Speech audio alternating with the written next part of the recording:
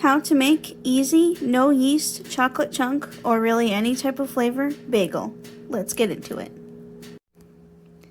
First, I just want to say that I'm making a half batch, but I will give you guys the full recipe. In a large bowl, you want to add 2 cups of flour, or in my case, 1 cup. Now I want to say I am using self-rising flour, which means there is already salt and baking powder in this flour, but if you are not using self-rising flour and you are using regular plain flour, you are going to add 1.5 teaspoons of salt and 1 teaspoon of baking soda. Otherwise, you can just move on to the rest of the recipe. Next, you want to add 2 cups, or in my case 1 cup, of plain, non-fat Greek yogurt. Actually, you might not need to use plain. Feel free to experiment if you want to have different flavored bagels. That might be really good. Strawberry, banana, whatever you'd like to experiment with.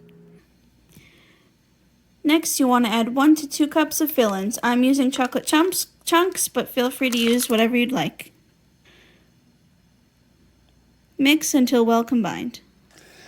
Now when your bagels are fully mixed together and well combined, you can make your bagels as big or as small as you'd like, but take a good sized piece in your hands, flatten it, don't make it too flat though, with your hands and poke a hole in the middle.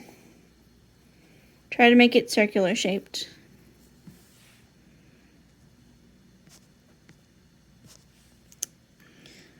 What might help things move a little bit smoother is poke a hole through the bagel, keep your finger in the hole, and then use the rest of your hands and fingers to form your shape around the finger, and then just take it off, because I was having a hard time otherwise. Next, you want to place your formed bagel onto a cookie sheet lined with either wax paper or parchment paper or some tin foil sprayed with some Pam spray or oil, whatever you got. Continue forming the rest of your bagels until all your dough is gone. Fair quick warning, towards the end of my batter I needed to add like a tiny little splash of cream to my batter just because as I got to the bottom there was still a little bit of flour that wasn't fully mixed in. And that's totally fine. Sometimes your dough in different places need a little bit more liquid than other doughs. That's totally fine.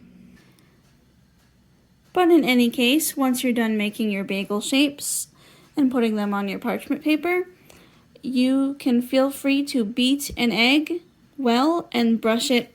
Just take like a little pastry brush or just your fingers and just brush it on top. It'll give them a nice golden color when you bake them.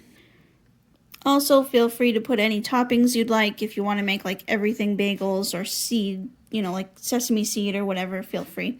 But otherwise, bake these off at 400 degrees for about 20 minutes.